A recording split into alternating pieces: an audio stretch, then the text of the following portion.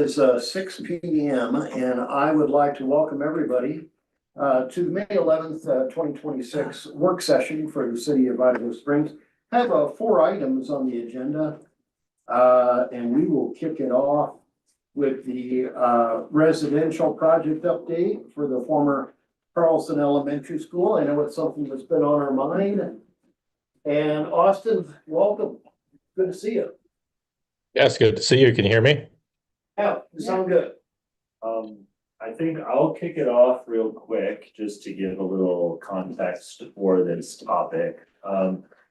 We met with the DW group last year to talk about how they were applying for tax credit funding for the project at Virginia, Colorado, Carlson Elementary. This is a similar topic for tonight. The project's still not in formal submittal, not quite ready, so it's in the pre-application stage. Basically what we're looking for is not any sort of discussion on the merits of the application or any of the context of the plans that we showed, which is just sort of for context. It's to satisfy requirements for the tax credit application that they'll be applying for in this next round with the Colorado Housing Financing Authority. So I just wanted to clarify that so that, sort of clear that we're not looking for feedback on anything, parking or architecture or anything like that, because that will be coming later. Once they formally submit, it'll go through referral with staff, and then it'll go to the planning commission, and then and I think that's all I wanted to start off with, and I'll just turn it over to. All right, well, Austin, welcome. Yes, good evening, Mayor, city staff, and council members. Thanks for having me on again. Minor Street is still moving forward to our application round, which is coming up here pretty soon. We'll be applying to CHFA. Our application's August 3rd, so that's going to be our application date. And just kind of give you an idea of time frame, it'll be somewhere around the end of November in which we would know if we got the award or not this year. So just kind of let you know a time frame of when I'll let you know if if we get it or not. Yes. Thank you. I do know that we were curious as far as when you would know. So that's probably early November. But isn't there also a second grant that you were looking to tap into? Yes, so we're also applying for DOLA funds, and we have our kind of pre-app due on Friday the 15th, and then our full application is due on June 1st, and then that one we'll know in July if we get the DOLA funds, just prior to CHFA's application. Right, well, thank you. Absolutely. Well, just to give you a little update, some things have changed since last year. We've been working diligently on this between site plan and getting ready for the FDP process application, which we should have to you in the next couple days. And with those changes, Minor Street apartments, just to give you an idea, the rough cost is approximately $22 million in total development cost. We are requesting to CHFA about $1.8 million in annual state tax credit allocation, which equals about 9.6 total million dollars in state credit allocation over the 6 years. This result would provide us roughly 5.6 million in net state equity investment to the project itself. So this project is requesting from CHFA the state tax credits as well as federal tax credits, which the total federal net is just a little bit under 5.4 million in total equity on the federal side. The unit count has changed since last year. Obviously, with the parking ratio, we designed it to fit within the parking requirements of the city without having to request any waivers for reduction in parking. So right now we're sitting at 50 units. That's going to be our final development plan that we will be submitting here in a couple days. That'll consist of 1, 2, and 3 bedrooms. The 1-bedroom units will be 11. There'll be 24 2 bedrooms and 15 3-bedrooms. You might be asking for the AMIs. We're roughly going to have 16 of those units in a 30% AMI, 3 at 40%, 3 at 50%, and 28 at 60% AMI.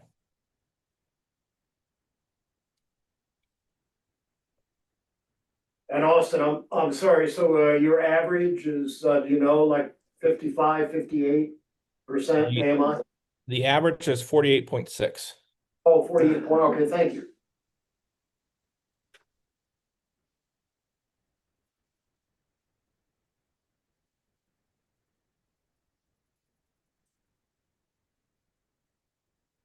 And Dylan, did you provide him with the site plan?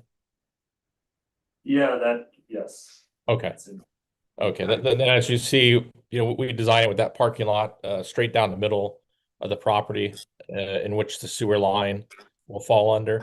And then we have a building on the north side, building on the south side. Those will be 3 stories in height.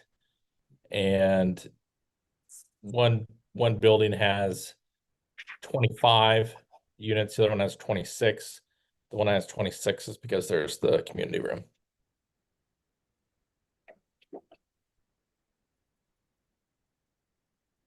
And then for the open space, I believe we're around 25.5% in open space. We have 79 parking spots. And we kind of have the similar amenities that we had before. We'll have the community room that will have full kitchen in there. We'll have some computers for residents to use, a little lounge area. And then outside we'll have the playground, the dog run, barbecue with gazebo area, and some raised garden beds and a little picnic area. And then on the southwest corner, we designed in there, and you'll see that in our application, but we have designed in there a kind of monument area that will say, have a sign, and this can be modified if needed, but we just have on there right now, welcome to Idaho Springs, with a pond and a clock tower there. So as people get off that exit, they'll see that when entering into the city.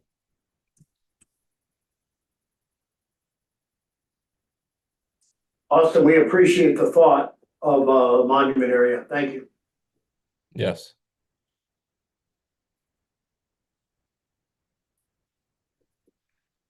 Do you all have any questions? Any questions for Austin? No, it was pretty clear. The plans were very clear. And thank you for letting us know that these are not the final plans or the final development plans, because I would have had questions, but since they're not, Yes, I can hold those. Still pre-submittal, so it will be coming for formal submittal, formal action review, all of that. All right. Austin, we really appreciate the update. Absolutely. Thank you very, very much. Yeah, thank you. You all have a wonderful evening. Oh, thank you too. Thanks, Austin. Yeah. So next up, we have a parking plan update. I'll take this one. There's only one change, but it's a significant change at council's suggestion. We did meet with Marion's, and Sadie was with us, and Guy, and who else? Just Three of us? 3 of us. Met with Scott Martinez, the owner, and his wife, and talked about his parking, which he has used for years and years, in the right of way. Used to be CDOT right of way, then it became city right of way. And that business is really, I think, the only business, just about the only business on Colorado Boulevard that doesn't have off-street parking. So they're totally dependent on city parking in city right of way. So based on the feedback from council at the last meeting, what we heard is let's see if we can get away from the signs that are hard to enforce, business parking only, or during business hours, or something like that, and just make it all paid parking. and also offer to that business in particular, an encroachment, an agreement option. And what that would mean, it'd be just like downtown, but for him, it would be for parking. So he could control the parking and have it limited just for his business during business hours. That would be the concept.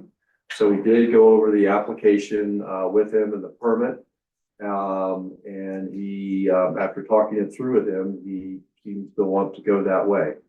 So we move forward with standardizing the signage along the whole stretch. And with the understanding that he'll be coming in with that encroachment application. He understands that he would need to enforce that, parking, sign it and He enforce does. it. He understands that. And provide signage. Just as if it was safer. But when he, even though it's not his property, if he controls it, it's like downtown, but you're responsible for maintaining it, enforcing the rules there and that sort of thing. So he does, the signs that would indicate for Marion's only during 7 to 2 when they're open would be signs that he would purchase, and we just put them on the post. We put up the post, but he would buy those signs. But that would, be paid parking all the way, as it currently is in the plan, from the roundabout all the way to 13th Avenue, except where there may be some residential structures, so that would be residential permit parking. So that's the only change made, unless there are any other questions. It is in the packet for consideration of adoption at the regular meeting. I will also say that I reconfirmed with Conrad's again, Okay. and it does sound like if Marion's is going to go the way of an encroachment, that they are also interested in potentially going that direction for the one parking spot that is adjacent to their front door, in a similar concept. If that is the way to secure that as business only parking. I did say that we offered them the 30-minute business only parking space for that spot, and they said that they would prefer maybe having full control of that parking space. And again, you're talking about Conrad's? I'm talking about And I Conrad's. understand that this is like on them to maintain. They park in it all day. Okay. So I'm not really sure, as I explained to them, I wasn't really sure that it was necessary that they filed for an encroachment when they're a resident and they park for free anyway, and they are the person occupying said parking space all day. So as business owners, they park in that parking space in front of their spot. And I said, nobody's going to be taking that from you. You're a resident and a business owner. You park for free within the entire district. You can park your car wherever you want. But they felt maybe that they wanted to have more protection over that space. And I said that if the way that they could have full control over that space was to form an encroachment. And I said that we had offered the same agreement to Marion's, and that they said that they would be interested in exploring that. I will bring the paperwork to them next week and we'll talk about it again. But it does seem like they might be interested in that as well. But outside of that, there's no one on Colorado Boulevard that is interested. You made progress. Yes. Yes, I did get them to talk to me. Okay, yeah, I was there when they sent you the packet. Yeah, well, they sent me back in more than one time. So we made progress. Thank you for your persistence. Yeah, and again, I think every other business owner on Colorado Boulevard that we've spoken to about it is comfortable with the 30-minute business owner or business only parking spaces. Mhm. We're doing our walkthrough Wednesday. Wednesday? Tomorrow? No, Tomorrow. Wednesday. What? Tomorrow? I think it's Wednesday. Wednesday. I think it's Wednesday. Okay. I think we're We doing have a our lot of meetings next couple days. We have a lot of meetings the next couple days. I'm 90% sure it's Wednesday we're doing our walkthrough, and it we'll is. be indicating, thank you. We'll be indicating where all of those 30-minute only parking spaces are to make sure that everybody's on the same page where those posts and those signs will go that say 30-minute parking only. And then again, Marion seemed very grateful and inclined. Also, Marion's is for sale, and we made it clear to him that if he sells the business, that the new owner would be responsible for filing a new encroachment, that this is not a But they would be transfer. eligible. They would be eligible. So it kind of adds value to the property, if you will. Yeah. You got Well, that. thank you for pointing that out. Yeah, we wanted to make sure he was aware that this wasn't something that would pass over, that he could apply for it. I do plan on checking in with him again next week and make sure that they're ready and want to submit, and go forward with it. It also seemed like he might be just willing to just let it ride as it is as well. He hasn't seemed to have as many problems as he thought he was going to have. Oh, good. And one of the goals will be to get away from all the temporary signage, those portable signs, so Yeah. just trying to clean it up, get everything on posts, get it, okay, we've had a chance to break it in, see what works, what doesn't, let's just try to, the next few weeks, get it the way we want it for a while. I also think Napa might also, because I think we have offered them 2 30-minute spaces and they may not want more than that. And I told those gentlemen as well that if they wanted to go the encroachment route, they could also go that route as well. All So, I know right. this is a lot of work, but I think I appreciate it. I know they should appreciate it. They do. I think they're grateful that we're making the effort to reach out to offer alternative solutions that helps protect their business. Every business owner we've talked to has been very understanding that this is something new, that they have gotten used to this parking being their parking and not being occupied ever. And now it's not the case. So I think that they're just grateful we're looking for solutions instead of just pretending like it's not a problem or that we don't care. All right, very good. Hey, Janine, thanks for joining us. Did you have any questions about the parking plan? No, but thank Okay. you. All right, well, I'll open it up. Anyone in the room have questions on it? And you have been able to contact every other business, like nobody else is like, I need an encroachment or? Yeah, everybody else has private lots and or doesn't really use the street parking, in which, I mean, again, the businesses we spoke to are comfortable with the 30-minute business only parking. The liquor store, the pot shop, those things, they're very comfortable with those spaces. They've gotten used to having them. On the walkthrough on Wednesday, we'll identify where those spaces are for their business and they're fine with that. And also the community meetings Wednesday night? Wednesday night is the community meeting. I do feel like the next topic is, I think, food truck. Yes. So main topic I think we'll be talking about at that community meeting is food trucks. However, I will say that parking will obviously come up. Sunday was a bit challenging. So I'm imagining that we will have some conversations around parking at that meeting. So Just one thing in the parking, this is slightly side topic. I do think we have to figure out a better way, like we have to, I don't know if we have to do better signage or what. I went to the park today, to CRC Park for lunch, watched 2 folks, 2 different cars, bikes. They changed, they did their thing, the dog was in the car, I was like, it's kind of hot. But people are still using that for bikes and I don't know what the solution is for that one. And I think as we get more into, it is paid parking, you must pay for parking, I think we're gonna see more of that. Also down at the skate park, when I was driving through town on Sunday, I noticed that there was a couple bicyclists. well, the skate in park is, Courtney and then. the skate park is notated as auxiliary extra Oh, okay. parking. So That was that just for the park area.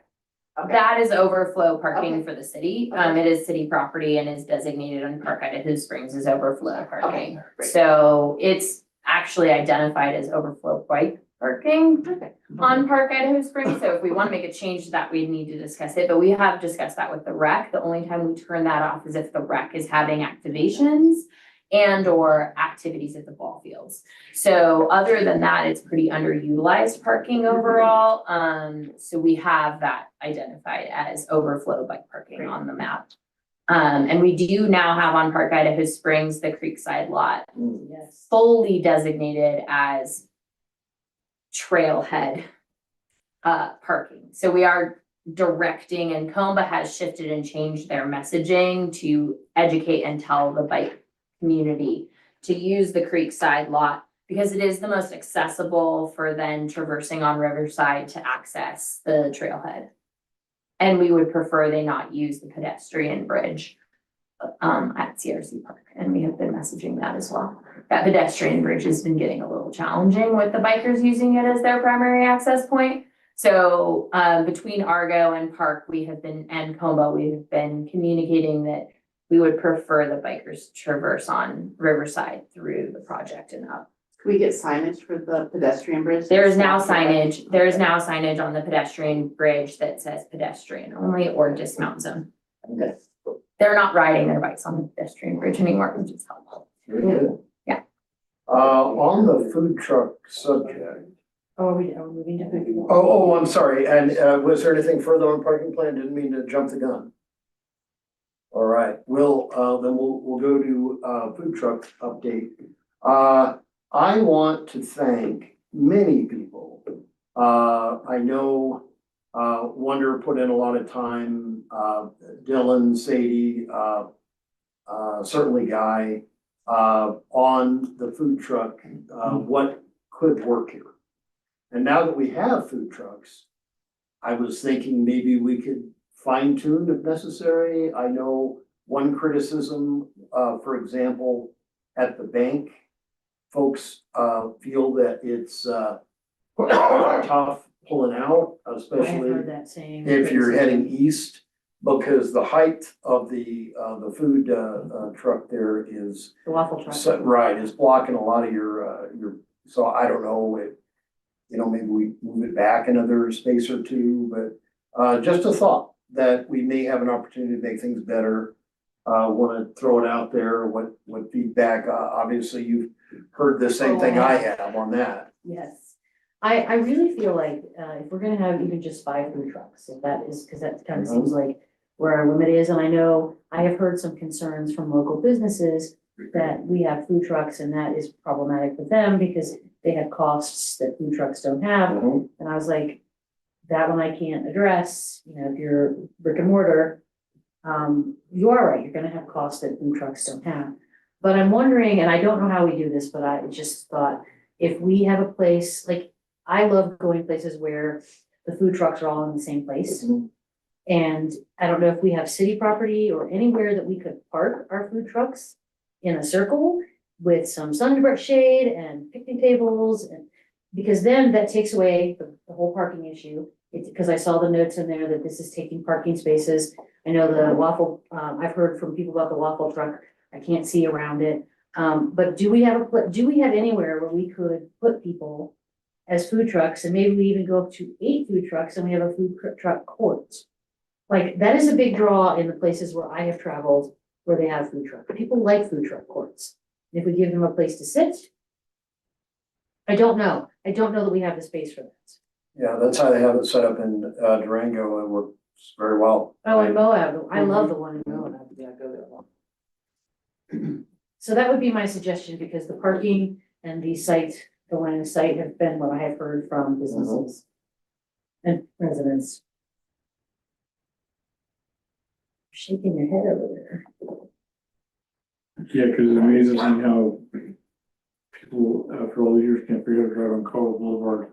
If you park a car there or a trailer there, it's just Right. inconvenient. It is. But because it's a food truck, suddenly it's more inconvenient in some weird way. Because they can't figure out how to, Navigate. the 35 people a day to go to the bank, it's not like it's 400 people, I'm sorry, it's not. So I'm there all the time. I'm with Jeremy. We have limited space. Yes, I think little truck courts are fun. We can have vans and all kinds of crazy stuff. We just don't have that kind of space. In fact, if we did, we'd probably make it into a parking lot. Yeah. So, and I also have heard the concern from the order that we're competing, and I mean, I believe that free enterprise is part of like what we are all about. So I have heard that we're taking business away from downtown businesses. Maybe you guys have heard that as well. I say then the food truck is kicking out some really good chow, so maybe you need to step it up a notch, is the way I would be looking at it. So I think the locations are awkward, don't get me wrong, I'm not gonna lie, that is a very busy side of town right now. But we don't really have anywhere else that it's gonna be dynamic for them to be anyway, so it's like, if they go to the west end of town, then what's the point of having a food truck in Idaho Springs? Yeah. I wish that Hill Daddies would do something with their business and their building, because that would be a great place where it's Food truck not, court. it would be a food truck court. I will also say that, there's conversations around the lot across from Hill Daddies and activation around that lot and how one could activate that lot. The taco truck is like right I will there. say half of the people that frequent the taco truck park in that lot. Right, I mean, I've done it, so I can't say. So I will say that there is potential in a private lot Mhm. that could pursue something of that nature in a relationship where that might be beneficial to all people involved.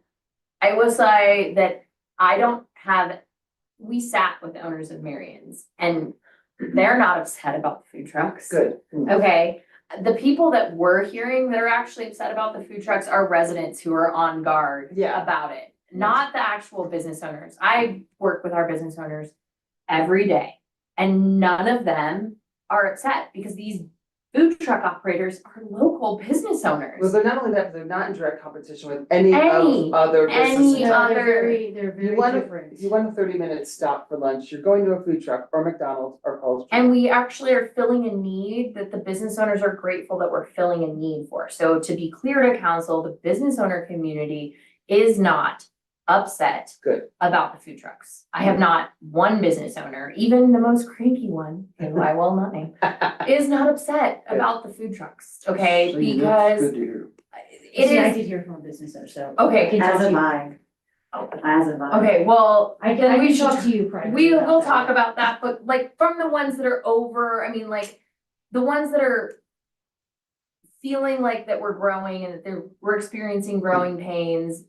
This is not something that's creating, everybody's concerned because we are seeing a challenge. Everyone is seeing a challenge right now. This is not just an our town problem. This is across the board problem. Everybody is seeing a constraint in spending. Everybody is seeing people being more challenged with how they spend their dollars. And so it's understandable that some business owners might be concerned because there's more competition. However, I think most of them are experiencing it's not really something that there's anything we can do about. And all of our food trucks are local business owners. They're all from here. Which I appreciate, right, cause I said that also, they all are, like, they're in the community, been in the community, they live here, they work here. And again, the people that I've heard the most complaints from are residents who are defending the brick and mortar businesses. That's what I've heard the most up in arms about, or people that work at. So that's Those actually, businesses. I realize that is not fun for you, but that's actually not bad that our residents are. Oh, of course not. supportive of our businesses. They're protective, and I understand that. I also think, and Wonder and I talked about this, I think that there was a misunderstanding of that we were just all of a sudden gonna like turn every parking space on Colorado Boulevard into a food truck space. Like, you know, there's this understanding that there's unlimited food truck licenses. Sure, of course there are, because you can be a business owner in this community as a caterer and get a food truck license that you're gonna go do events. And you're gonna go do all these, not, but I'm just, you know, you can be a private food truck owner and not be licensing to put it on the street, and you're gonna do events, and you're gonna do county fairs, and you're gonna do all these things. So why are we limiting? We shouldn't be limiting that. However, Wonder and I, which was, I'm so grateful, Wonder wrote me a wonderful explanation, so I had all the information. And in that, it's very clear, there's a limited number of authorized food truck spaces. And I think there was confusion at first when all of a sudden the food trucks, they were there and then they weren't there. And then it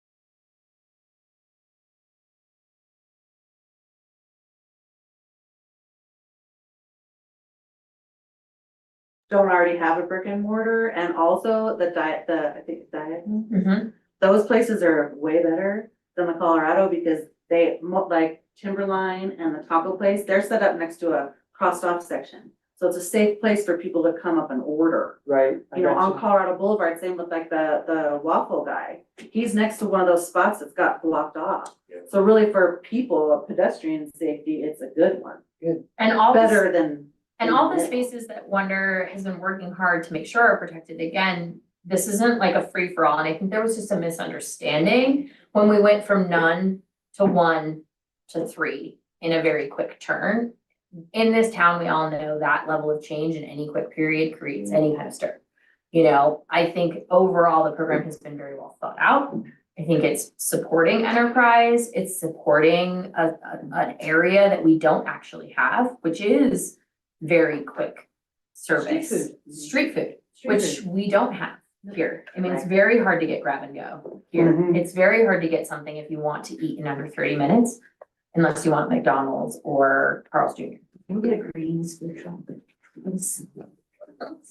We got a couple more spots left. We'll entice them. Please. Off the hook. And another thing, again, that's important to note is that once the food truck is licensed and able, they are able to move and activate within the spaces, such as the taco truck moved into the yards, private property this weekend, and had a record-breaking sales weekend for that food Yeah. truck. Yeah, the yards contacted me and said, hey, am I allowed to ask him? I was like, you have a parking lot? He's licensed, carry on. If he's got your permission, you're inviting, totally can. I said, we do not have the staff to hold that spot for him.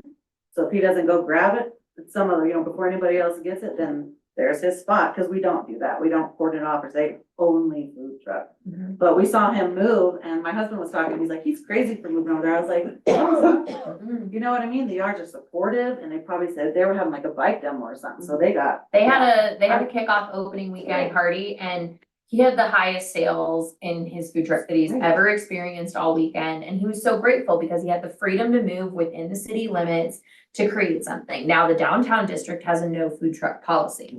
You know, there's no food trucks in the downtown district. Council has made it clear we want to support the brick and mortar restaurants in the downtown district. We've made strategic changes in how we do events down here because of that. Now, that doesn't mean that the food trucks on the east end can't go and do special events at the businesses, just as the taco truck did. And he was so grateful that we allowed that and that we were supportive of that for his business. The waffle guy he's gonna do the Crick Creek reunion, and he's got a gig to go truck over there at the school. Yeah, I mean, he's actually moving and doing a couple events within our area because of the ability that he can be a licensed food truck. It's hard actually to get a license as a food truck. So the fact that we're supporting these entrepreneurs is beneficial. And that hopefully is the message we'll send at the community meeting. Again, the most of the business owners, the ones I speak to on the regular, they get it. They're not worried about it. To me, it's a different, like there's genres of restaurants. It is a different genre. And clientele too. I would also say, it's a different demographic, it's a different, and I will say that the food trucks on the east end are serving we have a large amount of construction population that's currently in and using our town. It's a great variant for them. All right, before I open it up to questions, I just wanted to make sure that staff didn't have anything. Guy, I'll start with you. Well, we have the memo, we have the map with the approved locations, we have the original ordinance. We put some questions in the memo, your legal counsel has addressed a few of those. But now that we're having this community meeting, might I suggest that we hear that too? And then maybe we can take all of this and kind of bring it back here and get our finger on the pulse and see if we need to make any changes. Sure. We can go through the memo if you like, we all have it, you can read your questions. No, I thought there were good questions in there.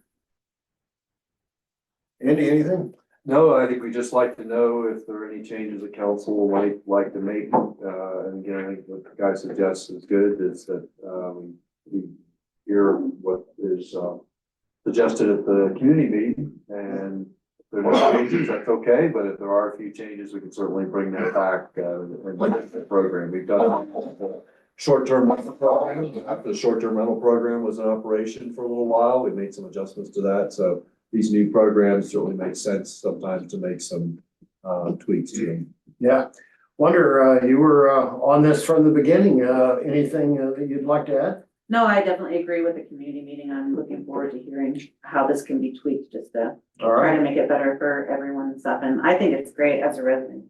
I really From do. residents, I'm hearing mostly positive. Yeah, Like So people go and it's try it and they're like, oh, this is great. and Yeah. not here, so it's new. So that's. Dylan, anything come to mind? All right, I'd like to open it up to questions. Janine, I'll start with you online. Any questions? I guess this wasn't a question on there, but I know that one of the things residents were bringing up was the fees and it being like low. How did we just, and I don't know if it is low, how did we decide on the cost? Was that based on what other people charge? We already had a fee schedule set for vendors, and that's what food trucks were classified under prior to this ordinance. So the food truck fees and license fees are the vendor fees that we used to have. So nothing in particular, like I didn't personally do any research on what other people were charging for food trucks. I've heard as low as $50, but I think that's way bigger communities with like food truck boards and stuff. So our annual fee for a vendor, including a food and now including food trucks, is $200. Fire has its own food truck, like inspection and license that they grant, and they have a different fee. Is it 50 or 100? 100 now. Yeah, that's. I think my understanding is for a food truck to license in Idaho Springs, including business license, because they also have to carry a business license, we're Yeah. talking around $375. All right, Thank you. council, any questions? Well, while it's not a fee, I mean, there's licenses, like the cost of the food truck. You have, there's. I mean, it's not, it's like comparing apples to oranges. It's really like, so here's the deal. So a food truck pays whatever they pay in their fees and, it rains for 4 days in a row, God willing. They're not doing anything. Like, so you're going to a restaurant to sit down and eat because you're not standing outside in the rain waiting for your tacos, okay? Right. So, I mean, we have to take into consideration that not as everything is always wonderful and joyful with, owning a food truck. So, I mean, let's just see how it plays out. I myself I spiraled into this Drano of Facebook with the food truck anti-lovers, and I just was like, at one point, just. Did you mention there was like 200 back and forths or something crazy? It was beyond Freaking somebody's crazy. Wow. comment. Well, finally, the one person did get called out by the community en masse, so it was great, but it was really just two little people, like you said, kind of like going at it for no apparent reason, but, yeah. I also don't feel like necessarily it is our job to make things equitable for business, like. I think this community does a ton for our businesses, like a ton. We do. You would have a So, great perspective, I think. I just feel like there's a point where we have to say, look, man, it's like a sink or swim. Well, I worked in restaurants, Sharon's owned a I've worked in restaurant. restaurants. If, What are your thoughts? yeah, if a bar opens around the corner from where I was working and I lost business, then that's my problem. So, yeah, of course, that did not happen. No, I mean, I think it's up to the business to get their own do what you gotta do, man. Business, Yeah. yeah, if my business is not doing well, it's not somebody else's fault, it's my I'd own like fault. Sharon to do a food truck. No, I am not gonna be catering anymore because I need to make more money, a food truck would not make me more money, because then I wouldn't be able to Sharon was cater. cooking portobello sandwiches and yogurts. Oh, that would be delicious. Did you remember that? That was like 2 summers ago? Yeah, they pulled me into do Phillies on the porch. I do. I would definitely do one of those right now. And you did last year. Yeah. I did last Yeah, year. it was like a fun fight for that. That was good. All right, Jeremy, any thoughts? I think the food truck thing works. I think it amazes me, if I'll say here, that there's 4 or 5 people that are really upset with the food trucks, and I've never seen any of them walk in the door here and say they're upset about the food truck. It's an open venue. We'd love to hear from people, but they choose to do Facebook or whatever. You guys are more I involved invite than I've ever people been. all the I understand it. I just really don't. Yeah. Cause they can come here and sit down and say, I don't like the food truck that's following 45 reasons. And we'll listen. Yep. 7 days a week. And they get to do it. We started all this stuff. It amazes. And you think you'd be the business owner would be more concerned. I don't think I've done any, right? I talk a lot with myself. All right, Jimmy, any thoughts? Yeah, have somebody come and bitch about some food trucks. Well, just try to stay alive for your family. Food trucks are fine. All right. Any other thoughts before we move on to our final subject? All right. Thank you very much. And Chief, bat and cleanup tonight with the police station update. Welcome, welcome. Well, a little bit of a weather. What did you do? Well, I'll share with council, I had a hip replacement 3 weeks ago today. You would never know. Man, awesome. The more I move better, but when I sit for a while, then I don't move as well. So I'm on Wow. self-imposed light duty, trying to not, Yeah, doing things, do but not run. here doing things. Nice to Good see for you, too. congratulations. Yeah, well, unfortunately, I'm here to ask or inform council about more money, spending more money at the police station. Yeah. I'll just quickly go over these change orders, because I think it's good to have some, I guess, backstory. The siding was interesting, so the siding, we had only planned to, of course, peel back a little bit and do a little bit, and then they would pull the siding out, and put a flashlight back there and see that there was no insulation. And I said, well, okay, peel a little bit more. So they peeled and peeled and peeled, and that's how we are where we are. We had to replace the siding on the entire south and west side and the upper west portion.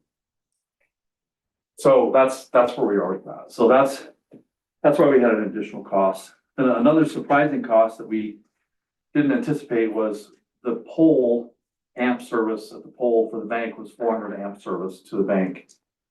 But because of the number of electrical things, including, it's counterintuitive, Mayor would say, like updating your HVAC system to be more efficient, actually increases your amperage.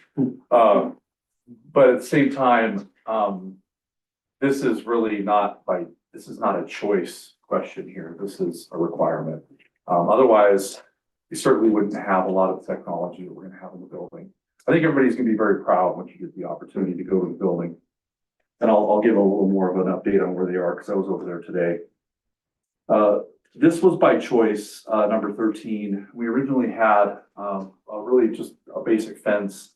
The concern I had was we're right there on Minor, and as most of us know, we have had vehicles run into buildings in Idaho Springs. Yes. When I first got here, we had the truck that ran into the building. It's no longer there. It had to be demolished. And so with the bars and the alcohol right here, it just seemed like it was worth putting a little bit extra money. I think the original fence was going to be 6,000, and so with an additional 8,000, what we're doing is we're doubling up on our posts. Instead of every 8 feet, they're every 4 feet. The posts themselves are much more robust, and they also go deeper into the ground. The intent is, I mean, if somebody really wants to run into the building, they probably are going to hit the building, but this is just to really stop like the drunk driver coming down the street and lessen the damage to the building. So it seemed like a good thing while we're doing construction to add that additional work. And the other thing is we didn't plan on refinishing the existing timber on the front. We don't know when it was last, sanded and sealed. This person gave us a very, I thought, reasonable offer to do the entire thing of timber for $6,000. So that seemed like really a steal, because they gotta get up high. They've got a lot of actually labor, labor to actually sand everything and then reseal all of it. So since everything's torn up, it just seemed like this was an appropriate thing to do. Additional signage, we didn't plan on putting a sign on the east side, and I don't know why, we didn't originally do that, so there was an additional cost for that. There is a sign on the north and south side of the building, because Idaho Springs Police Department. And then the last thing, I talked to council about the parking lot, so. In fact, if council remembers, I brought to you a diagram that showed potentially putting diagonal spaces along. It would be the south side of Colorado, but north of the police station that are going eastbound. So we were gonna expand from having, I believe it's 4 parallel parking spaces, potentially to 9 or 10. But the issue became a little bit more convoluted and a little more complex very quickly. So what we needed to do first is we have to move our parking lot closer to the building. So unfortunately, there's obviously the lot's gonna become bigger. But in adding the additional parking, there's more engineering that needs to happen. From my understanding, the city is considering the property that's to the north along Colorado Boulevard to maybe add additional parking. And there's more engineering. We would have to look at putting in like the calming table islands like we have here on Minor that slow people down. Just because people come around that corner going east and they come down that hill very fast. So with that, what we'd like to do is make our parking lot closer to the building. We also have to re-engineer what they've done for drainage, for proper drainage. But this also, what it does is it allows the city, it sets the city up if we down the road would like to expand parking and add those diagonal parking spaces, we can do that. Right now, this wasn't a part of the original plan. And so we can't pivot that quickly to add that parking at this point with this project. So with that, that's what this additional cost is with parking. But we've also talked with our treasurer. And so because what we're doing is going to help parking for Idaho Springs, we can actually tap into the parking fund because the intent of this is to add more parking for Idaho Springs. Yeah. So that's one positive as far as our budget for our police station. We're going to be able to do that. The other thing is if we don't do it now and we put in that charging station, because there's going to be a charging station there, the cost of then moving that charging station and expanding the parking lot, I can't imagine what that would be after it's already built if we just stay to our original plan. So unfortunately, that's what that last cost is. So, and I'm open for questions if anyone has any like detailed questions about why these have come about. We're still on track for July to start moving in. And have a certificate of occupancy. And yeah, we'll go from there. Well, Lisa, kick us off. First, how excited are you to get out of the trailers? Well, I mean, one of our officers that works on midnights had yet to see the building and walk through. So I was over there today walking through with him because he was up here for the lock blast enclosures, working that extra duty. Everybody's really excited. I mean, I think that if you haven't come to our current location, I really recommend you come there before you get to go to where we're going to be. And you know what, you and your wife tried really hard to make your current location. We did try. I remember when you Like came to the open I house. did that open house, and you guys made it look much nicer. We tried. But no, everyone's so excited about having a locker room. They're very excited about having an interview room and also having a training room. I mean, the training room. Shower. The shower. It's crazy you don't have that. I'm just excited. We have new hires, like we have new people we're trying to, that we actually have the opportunity to, the people that want to. In some ways, I'm thinking, how did some of these people want to come work where we currently are, especially when you see other facilities and you go to other facilities. So it's really going to catch us up. We're so excited. We're going to be able to have all of our evidence in that building instead of having it logged in, put in the garage, and then brought to City Hall and put in the basement. I mean, I can go on and on. Everybody's very excited. And I don't expect, knock on wood, I really don't expect significant additional costs at this point. We're actually in very good shape going forward. Well, I think you have done a good job of keeping the car, like, you keep an eye on it, which I appreciate, because you don't necessarily keep an eye on it like you do. I do have a question though about your parking, Sure, from Gacko. sure. They have all the exclusions, and just going off some of the conversations we've had before, where you found like rocks the size of a house, Sure. like they're excluding rock excavation. So should they find rocks when they're moving the parking lot around, do we have to go get somebody else? No, from my understanding. Because they're losing a great exclusion. I know. So from my understanding, unless it's something, that's very much, that lot has already been torn up. So I wouldn't anticipate us running into Okay. things. But from my understanding, the Hey man, don't count it out, don't count it out till you're W.E. done. O'Neill Construction does have, they have other people on their staff that do some of that labor and work that's outside of some of the specific scope of some of these contracts. So I Okay. understand exactly, because I thought the same exact thing. No, I read that and I was like, oh crap, because you had that problem on the south side parking. lot. Right. Well, one of the things I want to mention too, Mayor, that the city has done to try to help save just a little bit of money is that we've worked directly with Ed and Brad. And so we're gonna take those boulders that are across the street on Colorado Boulevard, on that little sliver of property, and we're using those to put as for landscaping.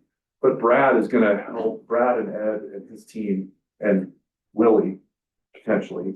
Brad and Willie. Yeah, are gonna help with, and then also, Zach with code enforcement, because we'll have to do just like 5-minute closures while they're moving stuff back and forth across the street. I mean, all of that adds up because we would have been charged for that. Sure. O'Neill would have charged us money for flaggers. They would have charged us money to have the front end loader or the equipment to move all of that. So we're trying to do some small things to help with the overall bill. So I forgot to mention that. Thank you. I know we all appreciate that. And Public Works wants to help, so. Yeah, it's great that they're gonna help. We wanna help. All right, I want to open it up. Lisa started us off. Any other questions?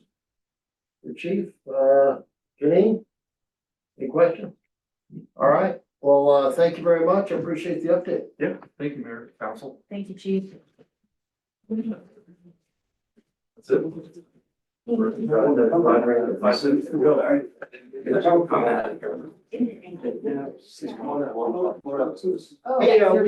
we've got one other bonus before we Have a break. seat, my friend. Oh, okay. One other little bonus. Welcome. Okay, Are I'm you- Mary Royals. You're sharing some with the Lions function. Yes, I've been member of the Idaho Springs Lions Guys, Club, sorry, since we got one more item. 1990. And at that time, the playground across from the Safeway was something that the city was having the Lions Club partner by, the Lions would keep it clean. They would add gravel once a year. They would check the equipment and do light maintenance. But about that time, the city found that 2 pieces of equipment at least were probably not safe. And one was the pony go round and the other one was a big barrel that went 3 different ways. And you walk through and But it was I really don't- cool. you know, when I was a teenager, I did the one at Lakeside Amusement Park, you know, in the big room, their huge barrel. And of course, I have still scars on my knees from the scrapes. And you know, when I came into town with my son and he loved it too, and he was always getting scraped. So really, it wasn't a very safe thing, but I didn't think much of it because until that time when they were getting the handicap and the safety factor for the playgrounds together. And so when they did that, the city took those 2 out. The Lions headed by Bill Mayer, he designed and they built a little cabin. So that was a safe sort of thing, but it didn't take long until the city decided the whole thing had to be renovated. That's all there was to it. They asked, and I was the president at the time, confer and what can we do about this? We didn't have money to put into it, but we said we would help in any way that we could. They were able to find, I do believe, $20,000, and it was from the gambling, parks and recreation funds, I'm pretty sure. And so they had that for the equipment. And that was a long time ago, and that was enough to buy, the green roofed, and brown sections. And, what did the Lions agree to do? Put it together. And we did. And it was very tough, but we did it, and that was done in 1991. Now, at that time, the city decided to go ahead and do the maintenance and the cleaning themselves, bring it to themselves rather than the Lions do it. And they also laid down that surfacing. So there wasn't the kind of work that we were used to doing anyway. And so the Lions basically stopped going on a weekly basis, monthly basis. But then we did hear, but we weren't contacted by the city, and I can't even say how long ago it was, that one of the slides had broken on that. And so they just took it away and kind of left it that way. And since we weren't involved with it and they hadn't asked us about it, we didn't do anything. But what I understand now, there's been someone coming forward, and that's Alex, saying that it's dangerous, and I'm sure it could be. I haven't even been down there in so long since I don't have small children. But, and only last week the Lions heard about it because Alex mentioned it to his neighbor. His neighbor was from the Elks Lodge, and then he called the number that was on our sign and left a message. And so I said, well, I better jump in because I've been dealing with this for so long. And so I'm here to find out, first of all, where we are with this. Is there anything that we can do to help? And I, in the interest of time, I'd like to give you my personal number. Okay, And I think it'd be really beneficial if we have a talk, okay, because certainly council doesn't disagree. right. We would love for that to be a gym, Right. you know, and that is a very well-used park It is. and It's wonderful. very, very central. So Okay, that's a good idea. And there are still some Lions members that have been even around longer than I that are as well versed and probably even better than I am on what all is involved and would probably be interested in. And we have new members that are interested in helping and seeing what can be done. Well, I'm glad they called you because this is definitely on our radar of what we're That's great. addressing right now. Yeah, But I look forward to talking to you about Yeah, that. There's a lot okay. to share. Just again, in the interest of time, I wouldn't have enough time to do it justice. exactly, and But I I appreciate would that. like to talk to you about that. I would also be more than happy to come in and talk to the Lions Yeah. about And that's, I'm sure, exactly what they're gonna want. it. Yeah, That sounds real so good. I will be. Mary, I saw you sitting over there and when I noticed the vest, I Yeah. thought maybe we can squeeze in a few minutes. Thank But you. Thank you for coming in. No, but and thank giving- you for coming of in. your I time. really Well, appreciate we're that. all concerned too, and thank you so much. Thank you, Mary. Okay. All right, well, everybody, please take 5 and we'll reconvene at like 7:03. They're promoted now, so they could call up. So they were on.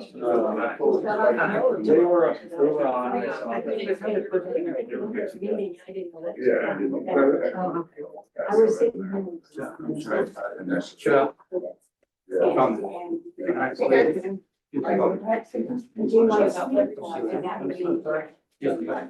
Oh, okay, oh, we gotta go.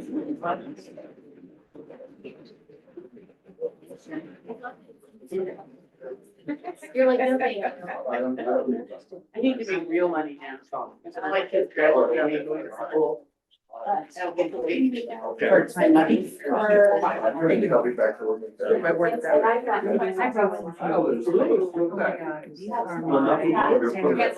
I know, I've been figuring out.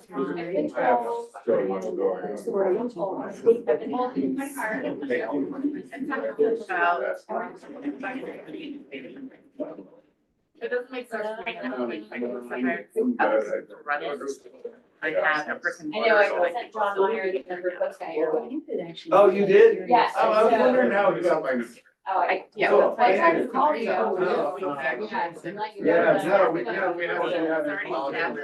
We had 37. Oh. And then kind of. Oh, would you?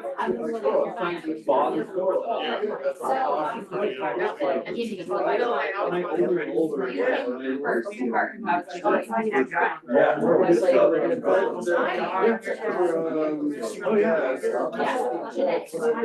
Yeah, the story on, speaking there. Yeah, I was in that shop. Around on Friday, and on Saturday, had a party. That was That's what I was like, I was like, shop. Yeah, I mean, I got like. He's scheduled in a couple of minutes. So we've been talking about it. That was one of my ideas. So when he came back. No, it just happened. Yeah, well, we talked about just. I don't know, maybe I'm retired.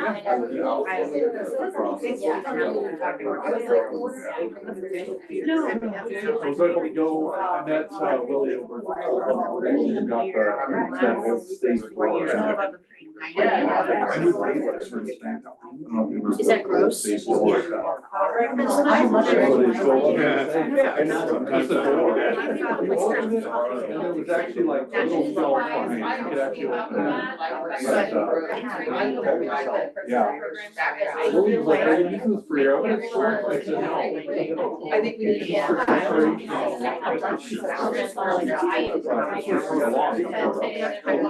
Yeah, they built a wall. So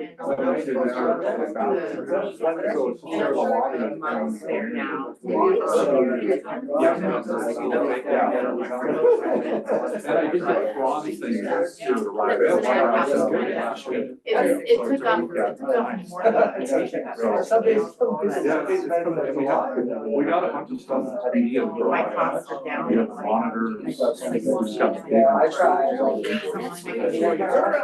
I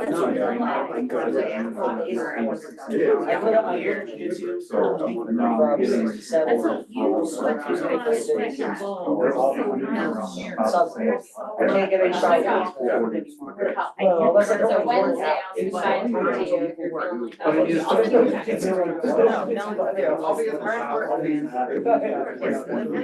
like For the street, baby, that's what I Like separate. Yeah. Yeah. No less than 9 times. Coming out of my storage units going back. That time off. I'll try to get those steps. Doesn't matter if it's taken or not. No less than 9 times. Yeah. That's a lot, you're always. You're always. So, no, it's not worth it. It's hard anyway. Well, like you have. Yeah, there's nothing else. interesting about it. We were just walking around about 22 and I walked out and 42. That was the latest stuff that would for me to like make people and then send it in. Great. Yeah, it feels like there's something. That's all. That might be a little way to. They had benefits. They had as long as that lasts. They have a meeting. That's not really. Go back to the library. We'll go to my library. For sure. That's the in public settings, yeah. But on the By the way, 9 o'clock. Well,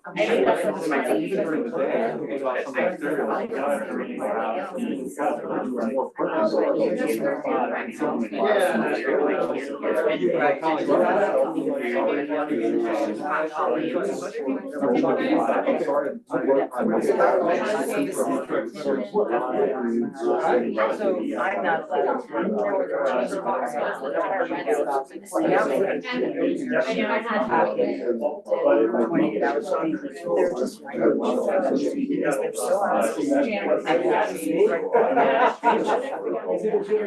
It's just like.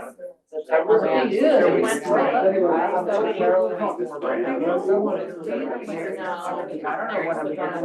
my God, I did not know. I did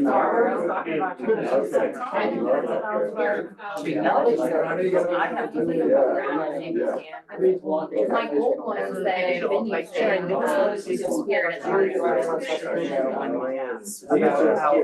have the gold ones, yeah, because I've been using, but, they would bring our numbers.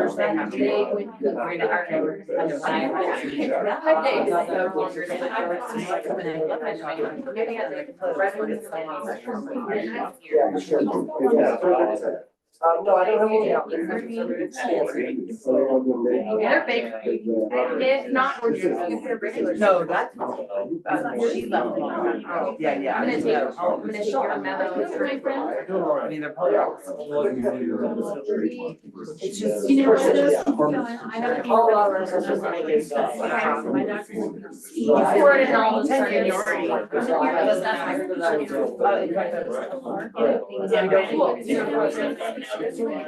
Yeah, we can let up and I'll just turn that over. Yes, and then we can do that. Ellen, no rush, we're good to go? All right. Everybody, please come on in and, take your seat. This would be something. I wish the Elks would have it, but it would be something that. And then you get like a. I don't wanna do anything like. I know. I would like to, welcome everybody, to the, May 11th, 2026 regular council meeting for the city of Idaho Springs. And, we'll call to order at 7:07. And I'd like to start off with roll call, please. Sharon Bassett. Here. Kate Collier. Here. Lisa Manifold. Here. Janine Mariani. Here. Jim Clark. Mayor Pro Tem Jeremy Jones. Here. Mayor Chuck Harmon. Here, all please rise for the Pledge of Allegiance. I pledge allegiance to the flag of the United States of America and to the republic for which it stands, one nation, under God, indivisible, with liberty and justice for all. Thank you. Please be seated.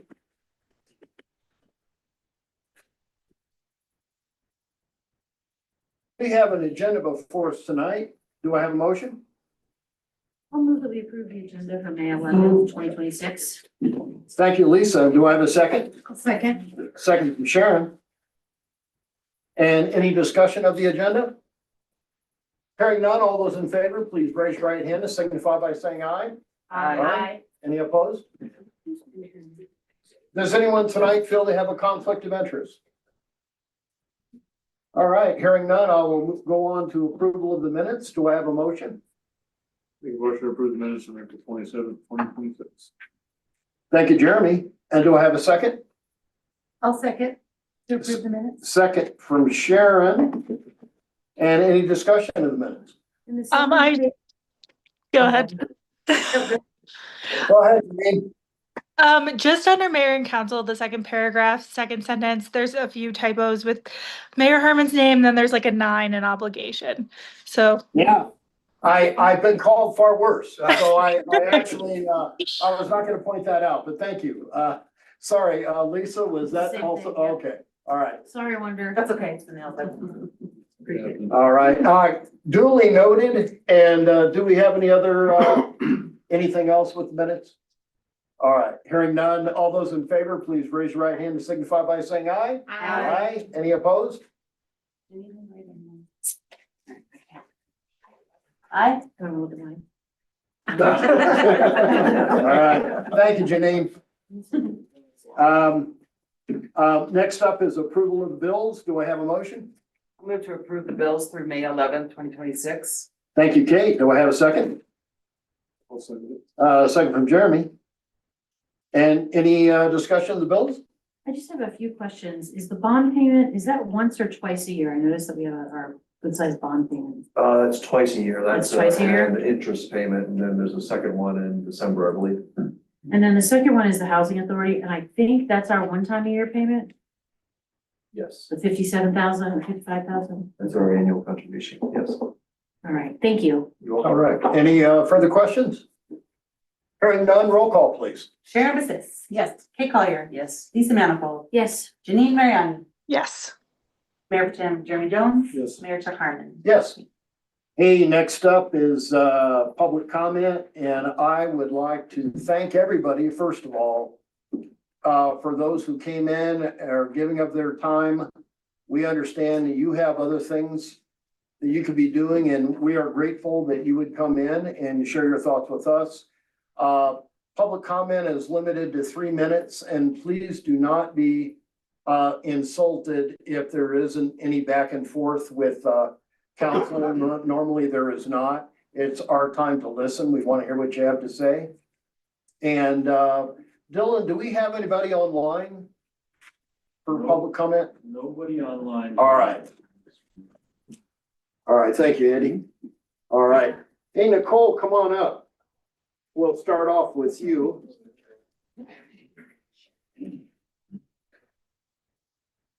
Nicole. Hi, everybody. can you please state your name and address for the record? Nicole Nemers, 1922 Wall Street in Idaho Springs. Thank you. Never done this before. Good evening, Mayor and Council. My name is Nicole Nemers, and I live in one of the highest concentrated residential neighborhoods nearest the new attraction in Idaho Springs. First, I want to say that many of us support tourism and the economic opportunity the gondola brings to our town. But with an estimated 700,000 new visitors coming into Idaho Springs, infrastructure, public safety must come first. The Riverside Gilson Bridge and the 23rd Avenue Bridge are not optional connections, they are a critical access point. These bridges provide emergency vehicle access for ambulances, fire response, police, evacuation routes, and daily neighborhood circulation. If Riverside Gilson Bridge remains closed, traffic bottlenecks and will intensify if in the exact area where visitor demand is expected to increase the most. This is also the primary access route for children, mine, and a lot of children in our neighborhood, and families trying to reach our public park and neighborhood amenities safely. Closing off connectivity in the most impacted neighborhood places is a burden of not only tourism directly onto the residents without providing the infrastructure needed to support it. This is not simply about convenience. It is about emergency response times, pedestrian safety, neighborhood access, and responsible planning. If Idaho Springs is preparing for major tourism growth, then we must also prepare the roads, bridges, and emergency access that protect the people who already live here. I respectfully ask council to review reopening the Riverside Gilson Bridge alongside the 23rd Avenue Bridge before or in coordination with the continued expansion of visitor traffic tied to our growing visitors. Thank you for your time. Nicole, thank you very much. Thanks, Nicole. Thank you, Nicole. Hey, next up, Todd, you're welcome. Please come on up.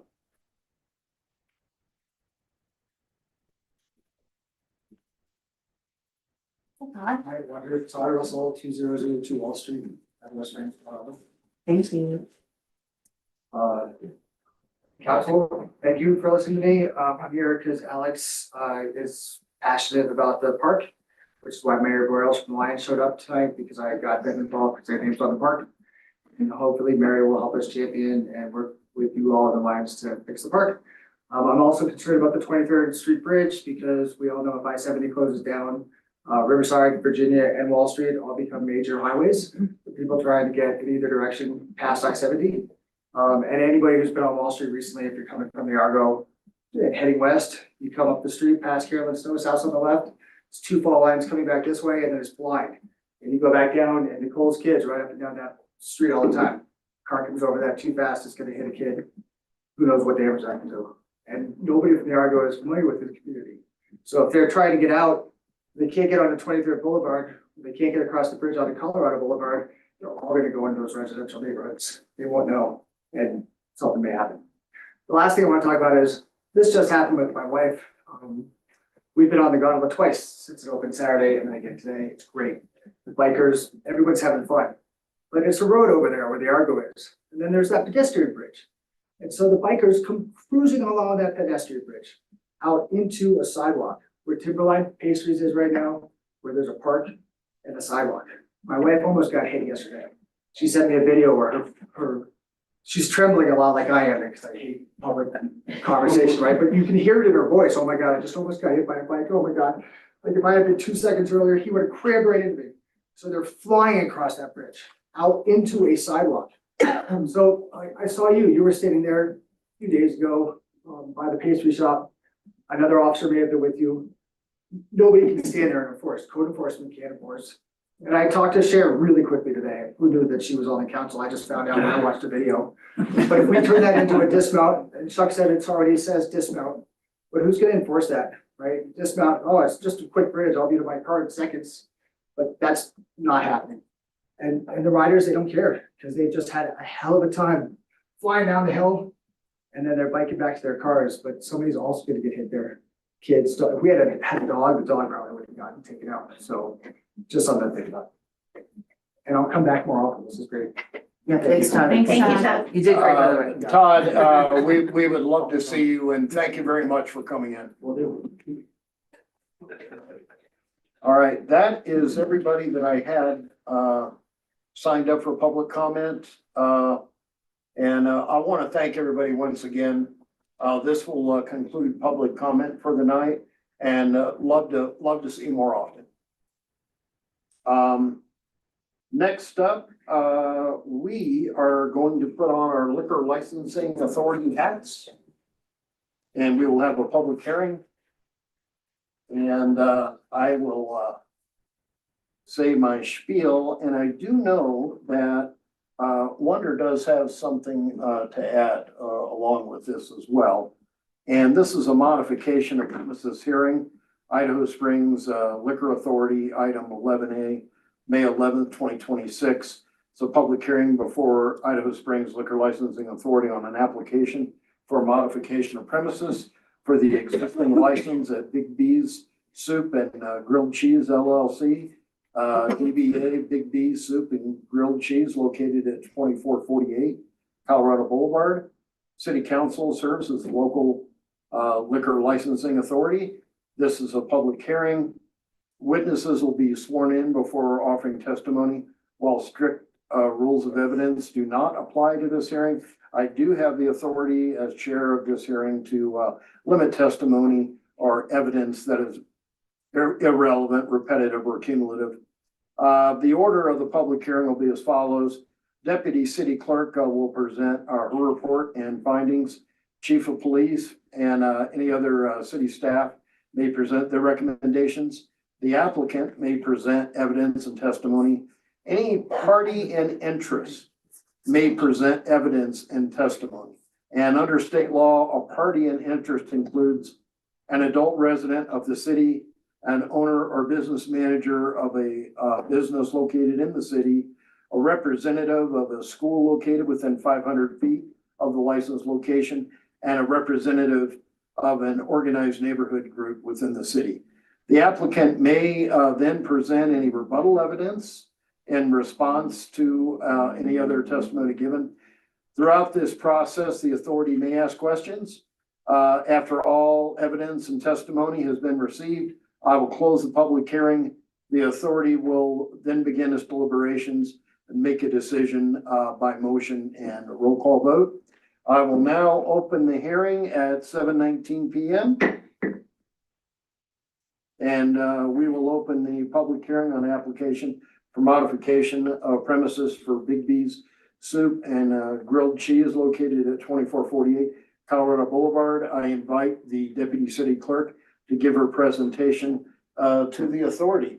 Welcome, Wonder, and thank you. Good evening, Mayor and Council. You have my staff report included in the packet. I'll touch on the highlights. The application was published in the Clear Creek Current on April 23rd, Exhibit A in the packet. was also posted at the premises on the same day, April 23rd, 2026. The possession by the licensee of changed premises by property lease agreement. To clarify on this hearing in particular, there are some clarifications needed for the city attorney's recommendation for the lease. So approval will be contingent upon lease amendments subject to city attorney approval. So just keep that in mind. The license is zone, or the property is zone C2, which permits the sale of alcoholic beverages. I personally have had no complaints about this establishment. It's a very well-loved establishment in town, and I don't have anything negative to say. All right, that's very, very good to know. Chief, any recommendations I have on this? nothing to add. It's a business that we, in my knowledge, have never had any issues or concerns with. All right. So, yeah. All right, well, thank you very much. And for the record, I will just ask, is there any other city staff that would like to comment on this application? Hearing none, I will move to the applicant.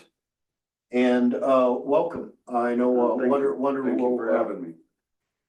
Please state your name and address for the record, Brian Ormerod, 3318 Riverside Drive. and please raise your right hand. Do you swear that the testimony you're about to give is the truth, the whole truth, and nothing but the truth? I do. Excellent, thank you. You're welcome. Do you have anything? When I filled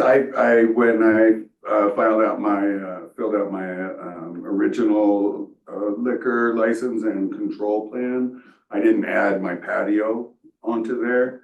And with the gondola opening up, I think everybody would want to sit outside and enjoy a beer. I have plans to put up basically a high bar that will, there'll only be a 36-inch opening. And the rest will all be bar with chairs outside, and the picnic tables still. That way I can control people trying to run out of my containment area. And I can see the entrance from the cashier's booth. So there's visual access on people trying to leave beer with beer, where we'll have signage all over the place. All right. Brian, thank you, and I will open it up, make sure council doesn't have any questions. Any questions for Brian or for staff? Mm-mm. All right, well, thank you, sir. I appreciate it. And next up, I will ask for the record, any party in interest, either online or here in person? Nobody online. All right. All right, then I will just add, Brian, thank you for going through the process. And did you have anything further to add before we conclude the hearing? I don't. Thank you guys all very much. You guys All are right. doing a great job.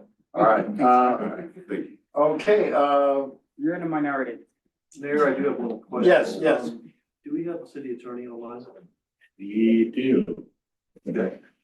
I just would like to clarify, if we can proceed without the final lease. The approval will be contingent upon lease amendments subject to her approval. Okay, So once we get the amended lease, and I will facilitate that to Yep. the city attorney. If she signs off on it, then I will issue said license, as long as you so approve the it. authority could still act tonight. Correct, I with just that won't issue it. condition. Okay. Yeah. Thank you. And I do see Carmen giving us the yes nod and the thumbs up. Yeah. So the motion should council elect to approve would be contingent on city attorney approval of the lease amendment. Brian? So do I have to wait for the contingency plan before I can utilize that space? That's correct. You will Okay. not be licensed to use that premise until we get the lease amendment cleared up and everything. Cool.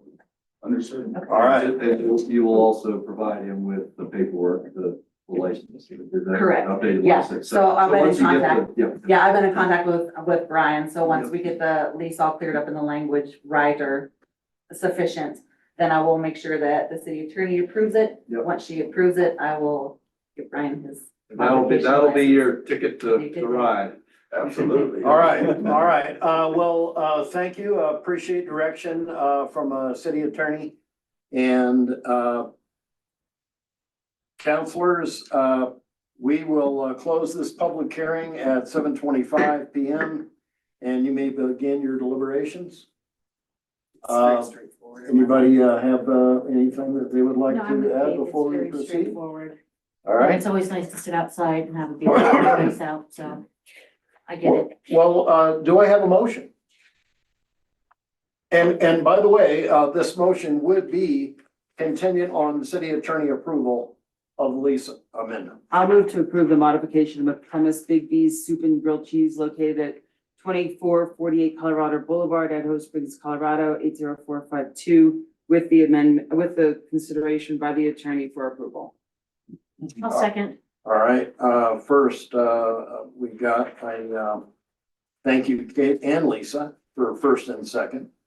And any discussion? All right, hearing none, roll call, please. Janine Mariani, Yes. Kate Collier. Yes. Sharon Bassist. Yes. Lisa Manifold. Yes. Mayor Pretend Jeremy Jones. Mayor Chuck Harmon. Yes. Thank you. All right, we do not have our finance officer with us tonight. So I will move on to resolutions. Starting with number 10, do I have a motion? Make a motion to approve resolution number 10, series 2026, resolution adopting an amended city parking plan. Thank you, Jeremy. And do I have a second? I'll second. I'm sorry, was that, Sharon. Sharon? Okay. And thank you. Do, we have, any further discussion? Hearing none, roll call, please. Sharon Bassist. Yes. Kate Collier. Yes. Lisa Manifold. Yes. Janine Mariani. Yes. Mayor Pretend Jeremy Jones. Yes. Mayor Chuck Harmon. Yes. Thank you. Moving on to number 11, do I have a motion? I'll move to approve resolution 11, series 2026, a resolution approving the First Amendment to the water supply agreement between the city and Robert and Christina Edwall and Thomas and Ashley Kulitz. I hope I said that right. Lisa, thank you. And, do I have a second? I'll second. Second from Kate. Any discussion? And this is the one that we discussed, a month ago in the Yes. executive session? Yes. Okay. And it extends the term. Yes, because they need the term. Okay. All right, anything further? Hearing none, roll call, please. Kate Collier. Yes. Lisa Manifold. Yes. Janine Mariani. Yes. Sharon Bassist. Yes. Mayor Pretend Jeremy Jones. Yes. Mayor Chuck Harmon. Yes. All right, moving on to ordinance first reading, starting with number 7. Do I have a motion? I'll move to approve ordinance number 7, series 2026, an emergency ordinance adopting by reference the 2024 International Fire Code as adopted by the Colorado Department of Public Safety, Division of Fire Prevention and Control, and making conforming amendments to Chapter 18 of the Idaho Springs Municipal Code. Thank you, Kate. Do I have a second? I'll second. Second from Lisa. And any discussion? Hearing none, roll call, please. Sharon Bassist. Yep. Kate Collier. Yes. Lisa Manifold. Yes. Janine Mariani. Yes. Mayor Pretend Jeremy Jones. Yes. Mayor Chuck Harmon. Yes. Next up, number 8. Do I have a motion? I'll make a motion to approve ordinance number 8, series 2026, and an ordinance annexing to the city of Idaho Springs certain unincorporated lands located in section 31, township 3 south, range 72 west of the 6th principal meridian, and section 25, township 3 south, range 73 west of the 6th principal meridian in Clear Creek County, Colorado, to be known as the VCMP annexation to the city of Idaho Springs. Hey, thank you, Sharon. Do I have a second? Second from Jeremy. And any discussion? Hearing none, roll call, please. Janine Mariani. Yes. Lisa Manifold. Yes. Sharon Bassist. Yes. Kate Collier. Yes. Mayor Pretend Jeremy Jones. Yes. Mayor Chuck Harmon. Yes. And then, last, for ordinances, number 9, do I have a motion? I'll I'll move to approve ordinance number 9, series 2026, an ordinance zoning approximately 23.36 acres located in section 31, township 3 south, range 72 west of the 6th principal meridian, and section 25, township 3 south, range 73 west of the 6th principal meridian in Clear Creek County, Colorado, and known in part as the ECMP annexation to the city of Idaho Springs as Planned Development PD. Thank you, Lisa. Do I have a second? Second from Jeremy. And any discussion? Hearing none, roll call, please. Sharon Basis? Yes. Lisa Manifold? Yes. Kate Collier? Yes. Janine Mariani? Yes. Mayor Pro Tem Jeremy Jones? Mayor Chuck Harmon? Yes. No second readings tonight. Carmen, thank you for being with us tonight, and just wanted to check in and see if you had anything to share with us. I do, Mayor and Council, good evening. Two things. First, I wanted to extend some thanks to Mayor Pro Tem Jeremy Jones for his assistance with my office in preparing Ordinance 7. As you know, we encountered adoption of international codes by reference, and Mayor Pro Tem Jones noted in the meeting that the IFC needed to be adopted, and he assisted greatly with the development of that ordinance. So thank you very much to him. Second thing I wanted to note, simply for the record, concerning our liquor license modification of premise. I don't know if he's still here tonight, but he may still serve food and non-alcoholic beverages on that outdoor patio. There's a little discussion of that at the end. It's just the service of liquor out there, or alcohol, that would have to wait. So I just wanted to make note of that if you were still there, or wonder if you could follow up with him maybe later and let him know that he could use that patio, but just not for alcohol. Carmen, thank you. And as luck would have it, he is still with us tonight. There you go. Appreciate the clarification. You bet. Thank you, Mayor. Thanks, Council. Thank you very much. And next up, we have City Administrator with one request for action. And do I have a motion? Make a motion to approve the letter of support to Clear Creek County Safe Streets and Roads for All, SS4A planning grant application to develop the county's first comprehensive roadway safety action plan. Thank you, Jeremy. Do I have a second? I'll second. Second from Lisa. And any discussion? Hearing none, roll call, please. Sharon Basis? Yes. Janine Mariani? Yes.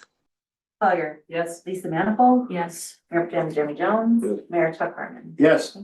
And Andy, before we move on, I just want to make sure you didn't have anything further to share with us. Nothing further. Thank you. I did have a couple of questions for Andy, though. Yeah. So on your report, it says the mayor and staff met on May 5th regarding a planning grant application for a potential electric shuttle operation. Can you elaborate on that? Sure, this is I might ask Dylan to help me with it because he's involved with it as well, but it's a opportunity for us to do to get grant funding to study the feasibility and the practicality of an electrified transit vehicle, circulator vehicle in Idaho Springs. That's kind of the crux of it. So is there any further you want to add on that, Dylan? I would just add, this is unusual where it's only a 5% match. And it can lead to grants to fund said vehicle. Gotcha. Dylan? It's a two-step process. Yeah. This has a $75,000 limit, I believe. Correct, and then the implementation phase, which would be the end of the year essentially, or into 2027, is up to $1 million. And it's being, I guess, led by the CCEDC. So we're not actually having to do any. And then I did have one more question, just that, what is Carla Cole's participation in the improvements at the play park? Several years ago, she assisted the city with actually doing a comprehensive plan for redeveloping the park. We just wanted to have even though we're not doing that comprehensive improvement right now, we're looking at doing some interim improvements. We wanted to make sure we paid attention to that master plan with the expansion of the park to the south and how things are laid out, even if they're just like a phase 1, phase 2 type of process. Okay, I just wanna make sure, because this is exactly where a lot of the problems started with us asking the community for everybody's wish list. And it got us into a quagmire that we did not come out of. We didn't do any improvements on it, and that's where it really stalled. So that was on us, because I think we were overwhelmed with how that information was sought out. So I just wanted to make sure that we kind of keep that survey rich environment to a minimum, and we kind of narrow down as a council what we want, and we already have buy-ins from the community that the parents of children that are gonna play on that playground have ideas about what they think would be appropriate too, and of course, it always comes down to economics. So I just wanted to make sure that we kind of don't go back down that road where we can't back out. I don't see us going back down the comprehensive planning road, because we do have that done. I think our direction is to look at some manageable interim improvements. I will say about the community engagement, often that is a key requirement of grant applications. I'm not saying that we don't do it. No, I'm just saying, I'm just so saying that we we have absolutely don't do done it. that, Yeah. which I think that was time well spent, even though you gotta be careful what you ask for, I get that. But many of the grant applications we pursue do ask what type of community engagement did you Right, pursue? did you put out there? So we have covered a lot of that already. Of course, we're getting more, which is great, but we have covered that. And then just for the record, I talked to Mary very briefly before she left. I completely forgot. I wanted to do this for years.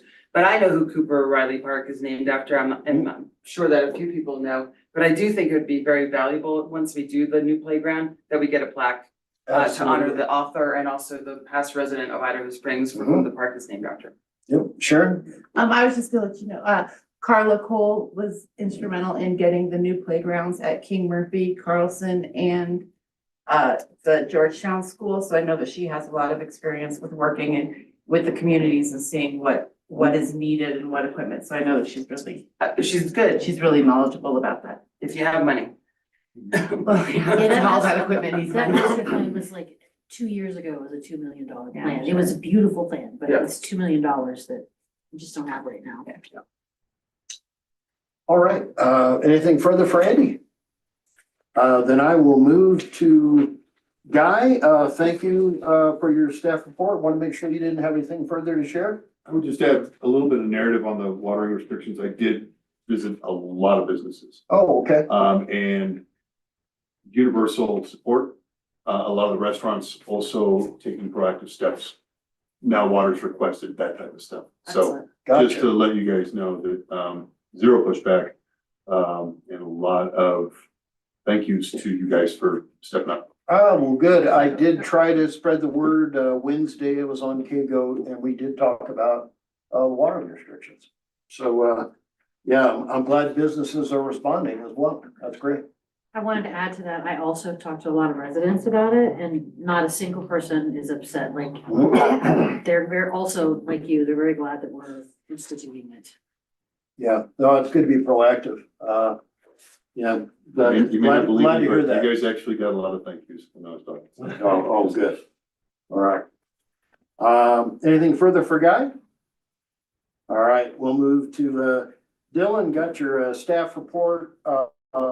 Lots of good information as usual. Did you have anything further to add?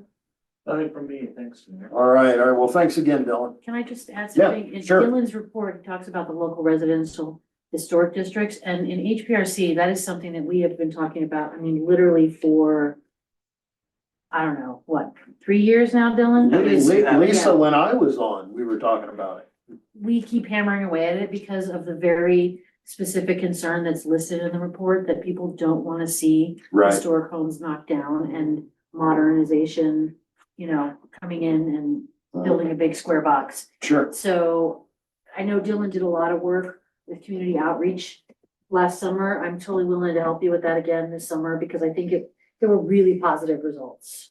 Well, the fact that we don't have anything in place screams that we need something in place. And also Nicole, that's already left, she's extremely concerned about that as well. That's like very high on her priority list as far as like Sunnyside neighborhood for houses like mine that don't have any redeeming Victorian qualities, if somebody could buy it and truly put up a lot, because it's a pretty big lot. So, it's a good thing to be concerned about. I also wanted to say thank you, because I think this is from you, Chuck, and I've been actually at least mentioned this at least 25 times, that I think we should be asking the federal government or the state government to oversee our I-70 corridor debacle that we have, that we take care of everything in our corridor. It's not fair, you know, that we get to shoulder the burden. Even in Little Idaho Springs, there's more than 4 miles. Right. The county's ridiculous. Mhm. And it goes far beyond Crook Creek County. Right, it does, it's many You counties. get out, you know, we'll just take like Lyman. You know, you get way out in Lincoln County. Mhm. And they have, it's a poorer agricultural type of community. They're not sitting on bags of cash, and they've got large swaths, Mhm. you know, of the it's a really broken system. It is, absolutely. Well, and chief, I mean, with his 8 staff, takes care of that 4 miles, and that's a huge piece of your day and night. Do you mind if, can we enlighten the audience, just so that the guys know what we're talking about really quick? I'll go ahead. So, since the I-70 corridor has increased in volume, since even you guys have moved here, and you guys have been here relatively like 10, 15 years. So it's increased in volumes over the last 30 years that I've been in the county. And what has happened in those 30 years is our police force and our state troopers have not increased really in volume as how many people we can have on our salary. So our guys here in the 4-mile radius of Idaho Springs, and also outside of that radius, they have to deal with every single incident that's on the I-70 corridor. And that is 70% of their calls, their call line. Chief, am I on the right line? That's about right, it's probably 60%. 70% of your money goes to helping crime stop on I-70. So I have been suggesting, and Chuck and Andy and Guy are running with it. I've been saying, why are we responsible for that? Why are our tax dollars not staying in our town and making sure our gas stations are safe, our dispensaries are safe, our liquor stores are safe, and people are safely walking And across the street? I would just add, it also is an unfair burden on our fire and EMS. Yes, and you know Right, that. and by the way, it's not 70%, but it is a good percentile. And you know, most of the time, there's no reimbursement. No. It's like a dream.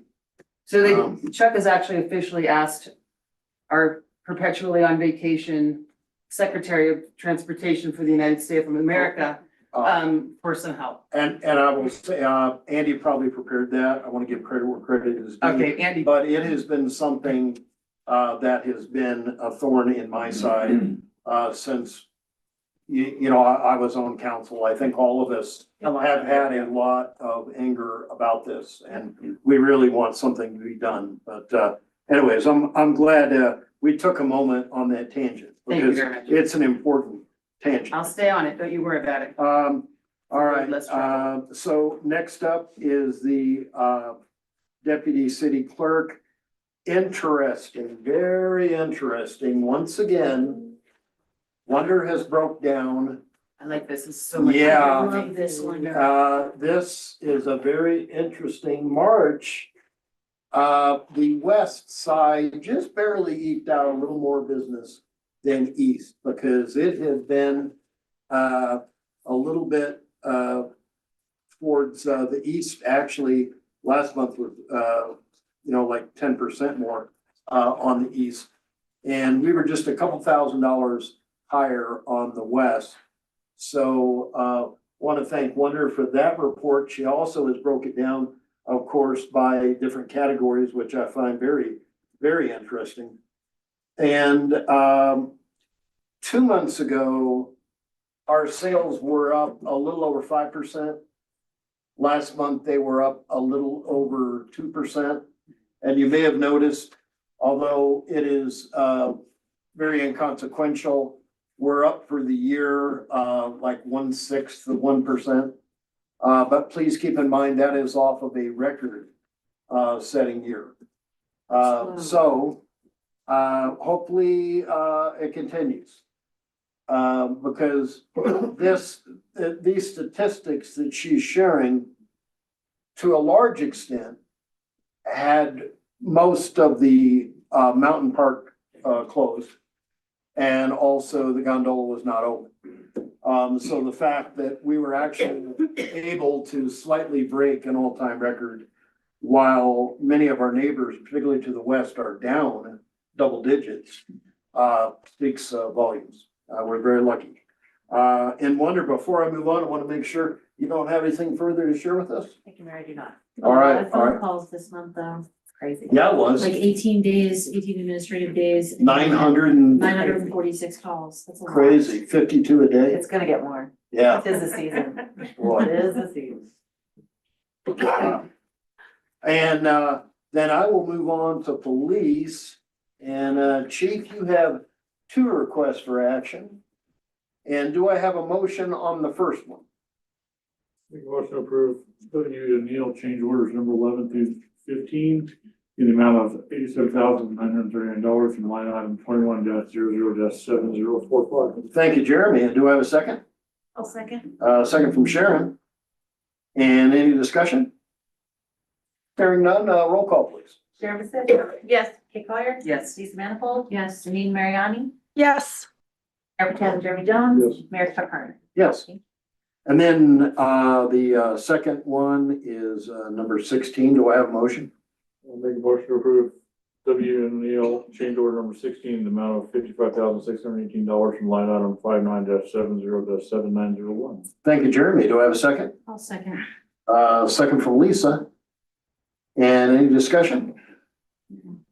Hearing none, roll call, please. Janine Mariani? Yes. Sharon Bassett? Yes. Kate Collier? Yes. Lisa Manifold? Yes. Mayor Pro Tem Jeremy Jones? Yes. Mayor Chuck Harmon? Yes. Well, Chief, thank you for going over that with us Yes. in a work session, and very good explanation on these. And an excellent press release. You know, you just can't make this up. It's never a dull moment in your department. Sure. Wouldn't have thought explosives would be entering into the mix, but boy, yeah, something else. And anything further to share with us Just tonight? real quick, Council, Mayor, this is National Police Week. It starts today. And so the Lyle Wohlers ceremony for award ceremony for the county is this Thursday from 5 to 7 at the high school. So apologies on not getting invitations sent out to everyone by email, but I can get those sent out tomorrow. But and then also I want to say thank you to Jeremy Jones for assisting us on one of these other calls that's mentioned in that briefs where we were sent to a house because there were what looked like rocket casings that were found in the house here in Idaho Springs. And so Jeremy bravely pulled those apart to see if there was actually a live round in those, and there wasn't. So, but we appreciated Fire's assistance and Jeremy's knowledge He does. in what those were, because we had no idea what those were. Wow. So Thank you, Jeremy. that's all I had. So. Wow. Well, that was very interesting. Yes. I do have a question for Chief. Is the Law Roller ceremony, is this both the department and civilian? It is Okay. Officer of the Year, and then there were I don't know the nominees, but there's a Civilian of the Year. And then each agency, the Sheriff's Office, us, and Empire recognize people for various things that happened in 2025. All right, Chief, Thursday, 5 p to 7 p. And a new appreciation for Jeremy, although, yes, we do not pay you enough. So, all right, well, thank you very much. Ed, next up, we have your report with no request for action, but wanted to see if you had anything further to share with us tonight. Thank you, Mayor and Council. I have one thing that I think everybody wants to hear Okay. a little bit about, and I'll try to make it quick. We intended to have, or I intended to have a request for action to install a slide at the park for you guys And I did get a quote, which initially seemed to be totally acceptable. Then you start digging into it a little bit, and you find out that like the Turk is the stuff that they had over there at the school, it's next to the library. Yeah. That the first time the wind blows, it's all gonna be in Colorado. yeah. Well, we can't have that. So then we gotta move into the next thing.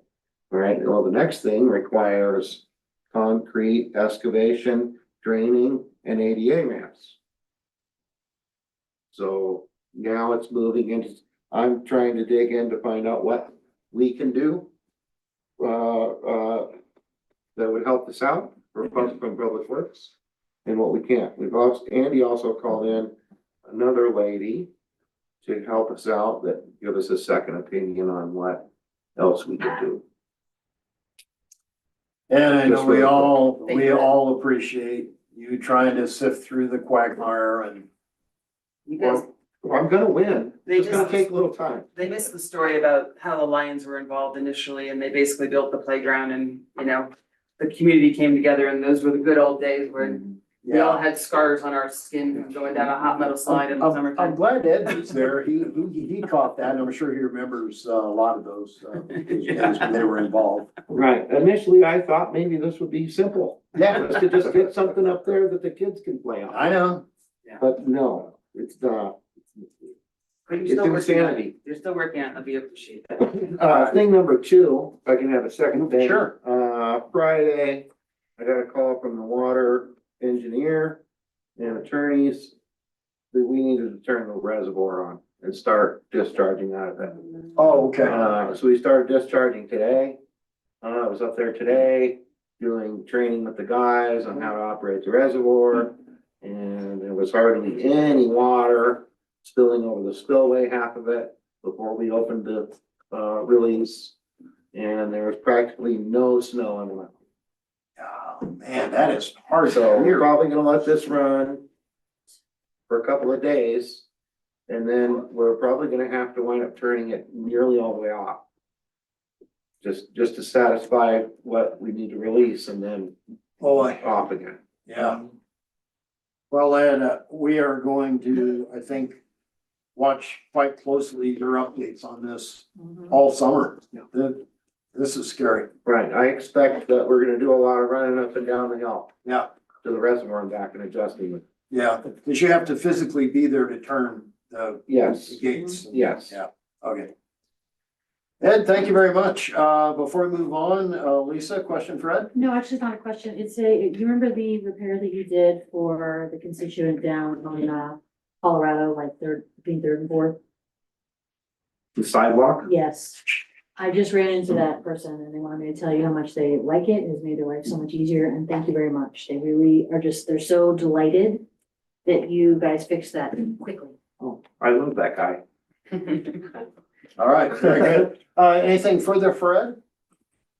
All right, hearing nothing, I will move on. I don't have anything tonight. I would ask, before we adjourn, does anybody have anything, for the good of the order? Yes. Of course. I would like to just ask for staff, what is the decision on fireworks? No for this year. No, for this year. Yeah. Okay, cause I heard that elsewhere and I was like, but I didn't miss an email, did I? Let me just qualify that. It's no for 4th of July. The fire authority kind of helped us make that final decision. Okay. And then, we asked about having it the Saturday after Thanksgiving, which has historically been our backup day. It's not in our current contract, but they seemed open to that. But after further discussion, among staff and with the fire authority, we're thinking we just would like to cancel this year altogether because it's probably not gonna be a whole lot different later this year. So we have made an inquiry to the, fireworks Zambelli, and as we read the contract, as long as we cancel far enough ahead of time, there's no cost. We're not out any money. So How much money was in the line item for that display? 20,000. That's all? Wait, you mean how much was the fireworks? Yeah. This thing was about 27. 27? Well, I mean, if it's not gonna be used this year, I think we throw it into the playground fund. Is that solar playground problem? Is that a problem? I mean, it's community, what is it? not beautification, Promotion. Community promotion. can it be used in that? Jesus, this pigeonholing of budget is crazy. It's even worse. I know, Sadie has talked with us about maybe using part of that savings if we end up not, it seems like we won't have a fire. For assisting with some other events like the fall festival. That hasn't been decided, no decision on it. That's a possibility. So with no fireworks, are we still planning our 4th of July celebration? Yes, they still be everything else will be the same, it just won't end with the fireworks. And that, to be a little more specific, Sadie was thinking about maybe we might have a few more street vendors or street entertainers earlier in the day for families and children and things like that, and not try to substitute something for the fireworks. Like after dark. Yeah, like, yeah. Wonder? Just at planning commission, it was mentioned, the commissioners brought up maybe New Year's Eve, just as another opportunity. Just saying. All right. Well, and who knows, maybe Mother Nature will try to make up for lost time, but it's not looking good. No. And then I know it's not 4th of July. But please pass the word because it is going to be a pretty super show on June 4th, right? Just a month off. The June 4th, we're going to have something like a $60,000 drone show. And you get a drone show for 30,000. So this has got to be Wednesday or spectacular. Thursday? And that is part of the, Thursday. well, thank you, it is a Thursday. And that is part of the Colorado 150, 250 celebration. And we were able to secure a grant for that, So let's get some flyers out because that is a nice little, Going on. first of all, it's a great way for us to test it out, whether it's actually gonna be a good replacement for July 4th. So I'd love to see what the neighbors have to think about that. Hey, Brian. Where is that gonna take place? Uncomfortably close to In the your downtown or? It's actually being launched at the Argo. base of the Argo. Mhm. Okay, So practically your parking lot. that's So It's like quietly on my side. there may be some I've had to crunchies, face some boys maybe for some 7 crunchies years in your now. sandwich, I don't know. Anyways, anything further before we I adjourn? do one more thing. Oh, yeah. Just to remind people that I'm not off the Riverside subject. I know it's been talked with about a few locals. I know I reached out to Dylan. He seems like he's very firm that we'll have this brought up again at the next meeting. So I encourage people from the neighborhood to come on out and express their thoughts at that meeting as well. And I wanted to thank Dylan for giving me some really good information very quickly today. All right, very I do have good. one last thing. Yes, I did speak with Carmen earlier today, and so for our next meeting, I would like to add an agenda item that we discuss council member attendance. That was with something I talked about Carmen, and that's where I'll leave it. that's very fair. All right, anything further? Yes, Andy. Importantly, our next city council meeting will be on Tuesday. Oh, yes, Bank thank you. holiday. So instead of Monday, it'll be. That's right. The next day, that's been our practice, is just to postpone it one day. Okay. It falls on a holiday, so, be a work session and council meeting, just as usual, just be on Tuesday. All right, very good, thank you. Well, if there is nothing more, we'll call it adjourned at 7:58. So you can say,